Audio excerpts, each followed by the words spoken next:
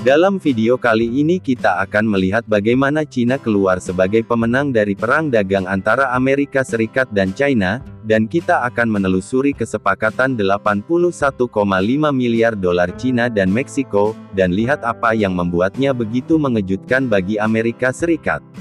Dan juga kita akan membahas bagaimana dolar Amerika Serikat runtuh dan Yuan China menjadi mata uang internasional yang diadopsi oleh berbagai negara untuk perdagangan.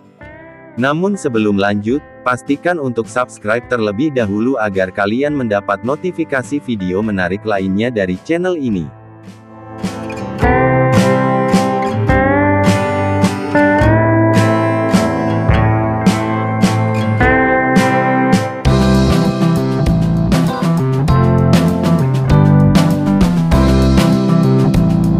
Ketika Presiden Donald Trump meluncurkan perang dagang, tujuannya sederhana, yaitu untuk mengurangi defisit perdagangan Amerika Serikat, dan menciptakan lapangan kerja di sektor manufaktur. Dan ia percaya bahwa dengan mengenakan tarif terhadap barang-barang China, ia dapat membalikkan ketidakseimbangan ekonomi selama puluhan tahun. Hal yang tidak dapat diantisipasi oleh Amerika Serikat adalah ketahanan Cina, dan kualitas pandangan ke depan yang strategis, yang membuat perekonomiannya tidak hanya lebih kuat, tetapi juga lebih mendiversifikasi hasilnya. Dengan ancaman penerapan tarifnya, justru membuat mereka sendiri berada dalam posisi yang lemah. Awal tujuan sanksi tarif yang seharusnya melumpuhkan China, malah memukul konsumen Amerika dengan 92% dari beban tarif, dibebankan kepada mereka, sementara mesin manufaktur China sebagian besar tidak terpengaruh. Amerika Serikat tidak menyangka kemampuan China untuk menerima pukulan, dan bangkit kembali dengan lebih kuat. Fokus Amerika Serikat yang sempit pada kemenangan jangka pendek, yang menjadi fokus China dalam jangka panjang membangun industri internalnya, mendiversifikasi mitra dagangnya dan memperluas jangkauan diplomatiknya melalui inisiatif seperti inisiatif Belt and Road pada tahun 2023, perdagangan China dengan negara-negara maju melampaui perdagangannya dengan Amerika Serikat. Ini merupakan indikator yang jelas, bahwa permainan sebenarnya adalah perubahan pengaruh tidak terjadi dalam perang dagang dengan Amerika Serikat, namun dalam kemampuan China untuk memupuk aliansi ekonomi baru. Kebijakan isolasionis ekonomi dan diplomatik Amerika Serikat mempunyai konsekuensi jangka panjang.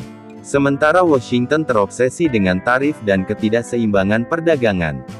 China justru membangun koalisi yang lebih besar, 120 negara dari Afrika, Asia, hingga Amerika Latin, melalui investasi strategis di bidang infrastruktur, dan kesepakatan perdagangan.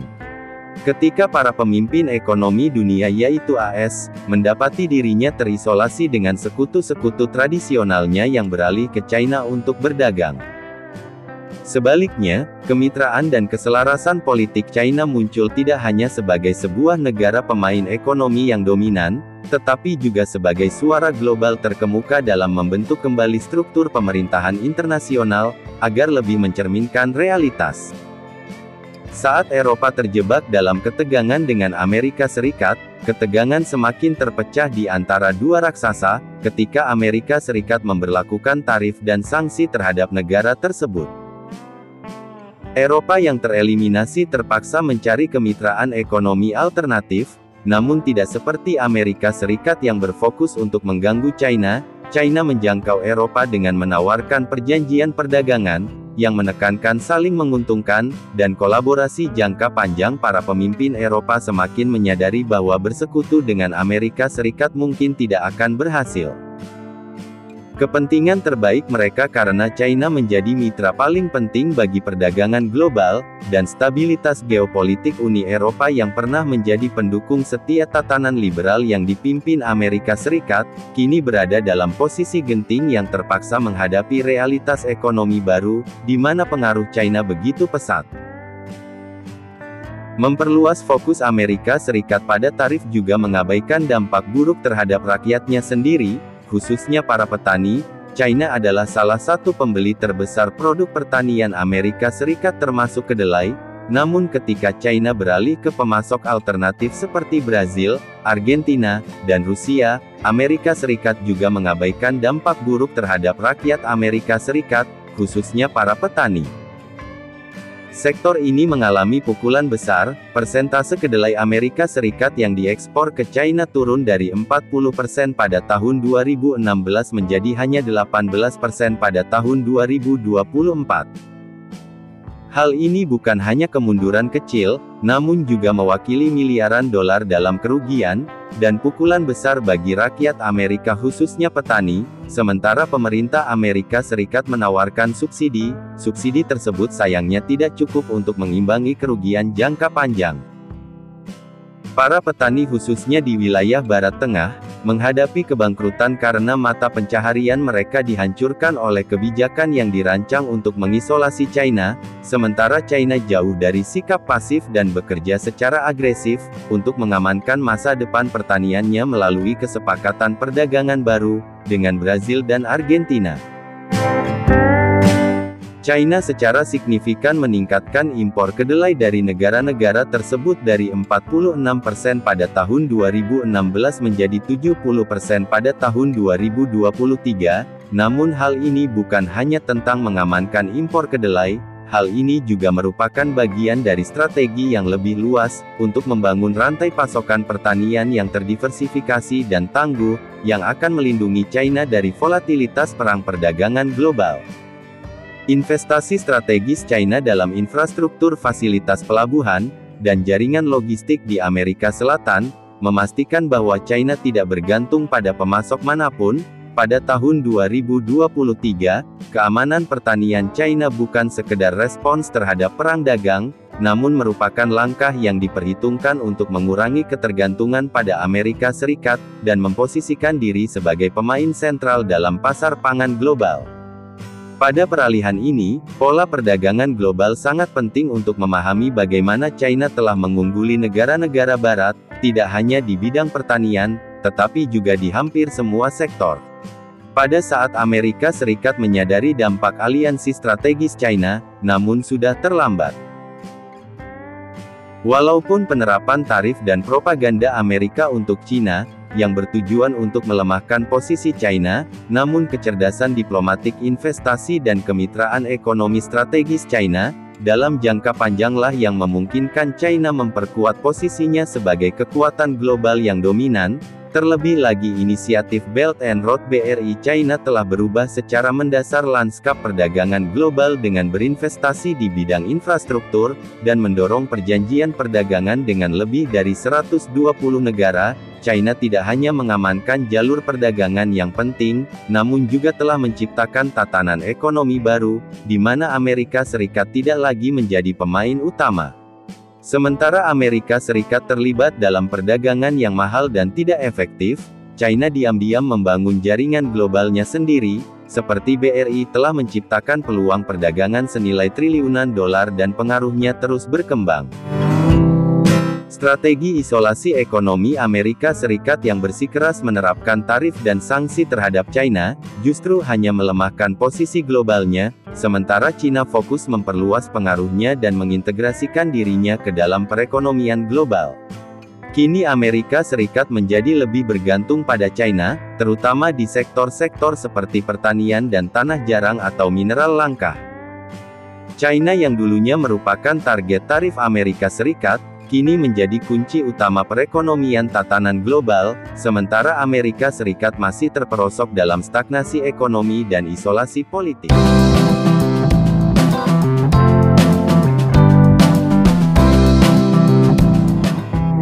Eksplorasi yang telah diberlakukan oleh pemerintah Amerika tarif 100% untuk kendaraan listrik dari China, dan tarif 25% untuk impor baja dan aluminium dari negara tersebut, menandai perubahan signifikan dalam dinamika perdagangan Amerika Utara. Pada bulan Desember tahun 2023, rute kargo udara langsung antara Shenzhen, China dan Meksiko diresmikan, mencerminkan lonjakan investasi China di Meksiko. Namun perkembangan ini tidak disambut baik oleh Amerika Serikat.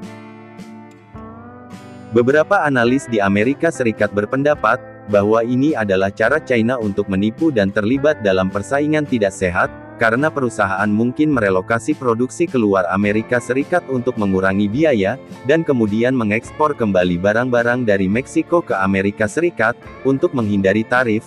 Hubungan perdagangan yang berkembang pesat antara China dan Meksiko telah membentuk kembali neraca perdagangan regional. Pada tahun 2023 perdagangan bilateral kedua negara mencapai 100,2 miliar, menjadikan China mitra dagang terbesar kedua bagi Meksiko. Sebaliknya ekspor dari Meksiko ke China berjumlah 74 miliar dolar. Tingkat pertumbuhan perdagangan antara kedua negara pada tahun 2023 luar biasa, dan mencapai puncaknya pada bulan Agustus sebesar 9,55 miliar dolar, peningkatan sebesar 4,8% dibandingkan periode yang sama tahun sebelumnya. Angka ini menyoroti perubahan signifikan dalam neraca perdagangan regional, terutama Meksiko yang menjadi negara utama pasar mobil Cina dengan impor senilai 4,6 miliar dolar pada tahun 2023 melampaui 4,4 miliar dolar yang diimpor dari perusahaan Amerika Serikat. 1 dari 10 mobil yang dijual di Meksiko pada tahun 2023 diproduksi oleh pabrikan Cina. Jauh melebihi kendaraan dari negara lain, keterjangkauan kendaraan China seperti BYD, Dolphin Mini dengan harga hanya sekitar 21.000 dolar telah menarik bahkan bagi konsumen yang pada awalnya ragu-ragu mengenai kendaraan listrik, namun pertumbuhan ini telah meningkatkan ketegangan perdagangan antara Amerika Serikat dan China.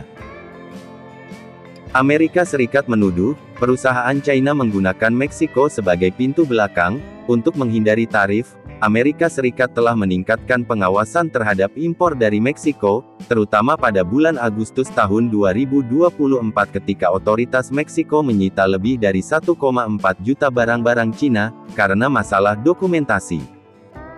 Memperketat peraturan impor untuk mengekang penipuan perdagangan, perjanjian USMCA juga menjadi titik fokus dalam ketegangan yang mengharuskan baja impor diproduksi di Amerika Utara, untuk menghindari tarif yang jelas-jelas bertujuan mengurangi ketergantungan pada China.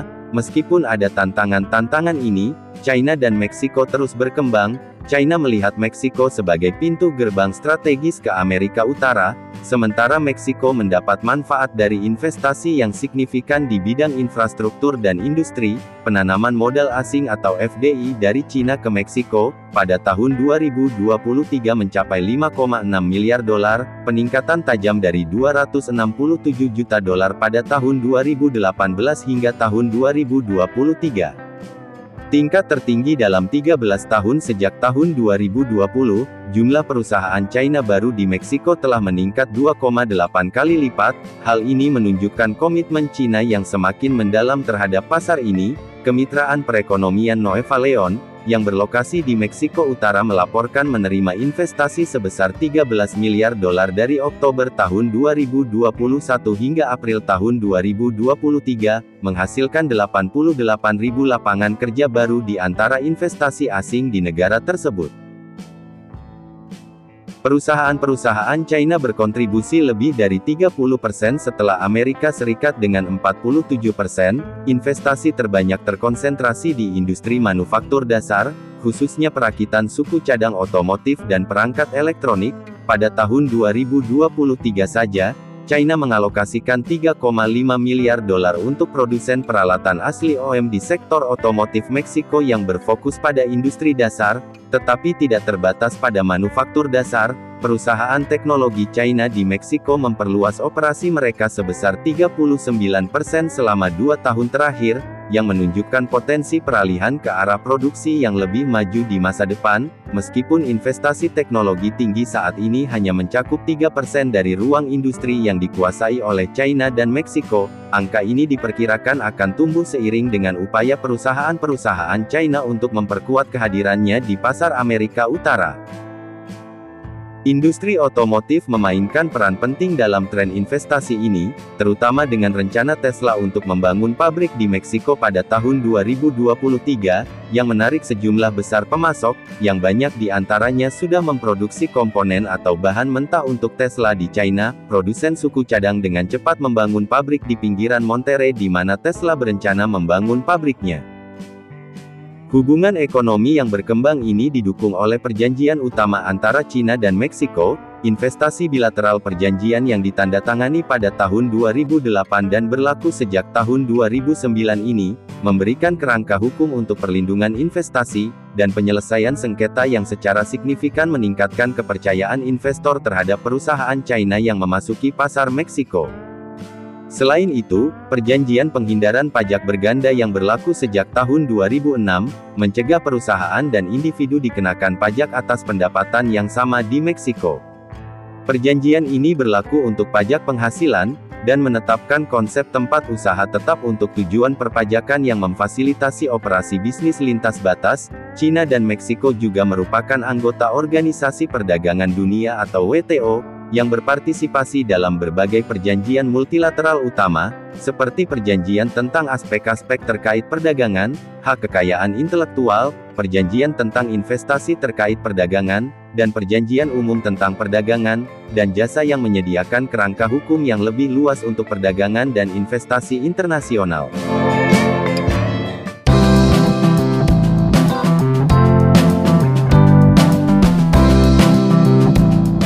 China dan Rusia telah menciptakan strategi utama untuk menggantikan dolar dengan memberikan contohnya kepada dunia. China telah melakukan upaya signifikan untuk mempromosikan penggunaan yuan China dalam perdagangan internasional, khususnya di Rusia, di mana yuan telah melampaui dolar Amerika Serikat sebagai mata uang utama.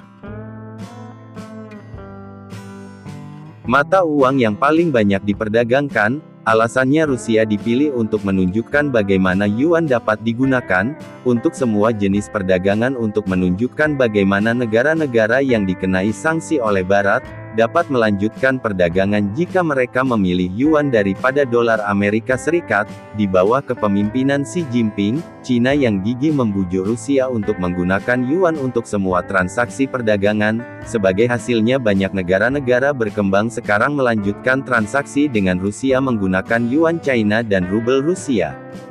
Sekarang apa yang dibutuhkan oleh BRICS adalah untuk memperluas strategi ini ke semua negara anggotanya, dan kemudian ke negara-negara yang berdagang dengan BRICS dan negara-negara lain. Peran China sebagai eksportir terbesar di dunia, setiap negara di dunia akan didorong untuk menggunakan yuan China untuk menyelesaikan pembayaran. Rusia mulai menerima penuh yuan China untuk pembayaran, setelah Amerika Serikat memberlakukan sanksi terhadap perekonomiannya pada Februari tahun 2022, sejak itu, negara-negara berkembang lainnya termasuk anggota BRICS seperti India, dan Brazil juga sudah mulai menggunakan yuan untuk perdagangan mereka, terutama untuk komoditas seperti minyak mentah. Misalnya India, menghemat 7 miliar dolar dalam biaya penukaran mata uang dengan menggunakan yuan, dan bukan dolar Amerika Serikat untuk membeli minyak dengan harga diskon. Antara tahun 2023 dan pada tahun 2024, yuan China menyumbang 42% dari seluruh transaksi internasional, yang dimulai di Rusia, sementara dolar Amerika Serikat menurun menjadi 39,5% dari seluruh penyelesaian lintas negara. Hal ini menunjukkan penurunan sebesar 3,5% dalam penggunaan dolar Amerika Serikat, sehingga menjadikan yuan sebagai mata uang yang paling banyak digunakan di Rusia. Selama tahun 2023 dan 2024, China dan Rusia memimpin gerakan global menuju dolarisasi. Strategi ini menarik bagi negara-negara berkembang, karena memperkuat mata uang lokal dan perekonomian domestik mereka. Menurut Wakil Perdana Menteri Rusia, Alexei Overchuk, sekitar 92% transaksi perdagangan antara Rusia dan China, kini dilakukan dalam rubel Rusia dan yuan China. Yang berbicara pada formulir BOA untuk Asia di Provinsi Hainan, Overchuk juga menyatakan, niat Rusia untuk memperdalam hubungan keuangan dengan negara lain, dan menggantikan dolar Amerika Serikat dalam perdagangan internasional, untuk memastikan stabilitas dan keamanan mata uang lokal. Pada bulan Juli tahun 2023 Presiden Rusia, Vladimir Putin, mengumumkan bahwa lebih dari 80% perdagangan antara Rusia dan China dilakukan dalam rubel dan yuan. Perdagangan bilateral antara China dan Rusia terus berkembang mencapai 4,1 miliar dolar pada tahun 2023 meningkat sebesar 26,3% dari tahun sebelumnya, dengan energi menjadi pendorong utama perdagangan ini. Namun bagaimana dengan penggunaan yuan China dalam perdagangan internasional di seluruh dunia? Penggunaan yuan China dalam perdagangan internasional meningkat ke titik tertinggi pada bulan Juli tahun 2024. Hal ini diakui oleh masyarakat untuk telekomunikasi keuangan antar bank di seluruh dunia. SWIFT adalah layanan pesan antar bank terbesar di dunia, menyatakan bahwa yuan mempertahankan posisinya sebagai mata uang keempat, yang paling banyak diperdagangkan, pada bulan lalu dengan pangsa transaksi global meningkat menjadi 4,74% dari 4,61% pada bulan Juni. Hal ini menandai bulan ke-9 berturut-turut di mana pangsa yuan tetap di atas 4%. Data pembayaran SWIFT adalah ukuran penting dari posisi mata uang di kancah internasional bersama dengan frekuensi penggunaannya di pasar valuta asing, perdagangan komoditas, dan inklusi dalam cadangan devisa pemerintah. Data SWIFT juga menunjukkan bahwa nilai transaksi yang dilakukan dalam yuan naik sebesar 13,4% dibandingkan bulan Juni, melampaui 10,3%, yang tercatat untuk semua mata uang gabungan indeks globalisasi Rand Standard Charter, yang melacak penggunaan yuan internasional terus meningkat tahun ini, setelah peningkatan substansial sebesar 33% pada tahun 2023 selaras dengan data SWIFT. Yang menarik, ketika SWIFT pertama kali mulai melacak penggunaan yuan pada tahun 2011 jumlahnya kurang dari 0,1% pemakaian global. Sejak itu yuan telah meningkat secara signifikan dalam perdagangan. Penggunaan yuan menempati peringkat kedua dengan pangsa pasar sebesar 6% melampaui euro yang sebesar 5,8%, seiring dengan upaya negara-negara selatan untuk mengurangi ketergantungannya terhadap dolar Amerika Serikat. Pada saat meningkatnya ketegangan geopolitik, yuan berada pada posisi yang tepat untuk memperluas peran globalnya. Hal ini dibuktikan dengan data pada tahun 2023, transaksi dan pembayaran lintas negara dalam yuan berjumlah 52,3 triliun yuan, 24,2%, menurut laporan dari The People's Bank of China, mengenai internasionalisasi yuan untuk perdagangan lintas negara. Transaksi barang yang diselesaikan dalam yuan naik menjadi 25% pada tahun 2023, naik 7 poin presentasi dari tahun 2022. Pada kuartal pertama tahun ini, hampir 30% dari transaksi tersebut dilakukan dalam yuan, menurut Zhu Hexen adalah Bupati Gubernur Bank of China. Tetapi apa yang dilakukan China, khususnya untuk menjadikan yuan China sebagai mata uang internasional? Tidak ada negara yang akan mengadopsi yuan jika tidak digunakan oleh China sendiri sebagai mata uang perdagangan utama. Oleh karena itu pada bulan Maret, yuan China menjadi mata uang yang paling banyak digunakan untuk transaksi lintas negara di China, melampaui dolar Amerika Serikat untuk pertama kalinya. Menurut data dari Administrasi Negara Pembayaran dan Penerimaan Lintas Negara, valuta asing dalam yuan mencapai rekor 549,95 miliar dolar pada bulan Februari. Yuan menyumbang 48,4% dari seluruh transaksi lintas negara, sementara porsi dolar turun menjadi 46,7% dari 48,6% bulan sebelumnya. Angka-angka ini mencakup transaksi-transaksi berjalan dan transaksi modal pada bulan Mei tahun ini. Tahun ini bangsa yuan naik menjadi 53%, sementara bangsa dolar Amerika Serikat turun menjadi 43%, euro menjadi 2% dan dolar Hong Kong menjadi 1%. Data-data dari People's Bank of China menunjukkan bahwa transaksi lintas negara tanpa mata uang berjumlah 14,6 triliun yuan. Di tahun kuartal pertama tahun ini transaksi perdagangan barang menyumbang sekitar 20%, jasa dan barang-barang transaksi berjalan lainnya sekitar 5%. dan investasi langsung sekitar 15%, penggunaan yuan juga meningkat di perdagangan luar negeri China sendiri, dengan 28% perdagangan barang tahun ini dilakukan dalam yuan, apalagi beberapa negara berkembang termasuk Brazil, Argentina, dan Pakistan telah mengumumkan kesediaannya untuk menerima pembayaran yuan dalam perdagangan dengan China.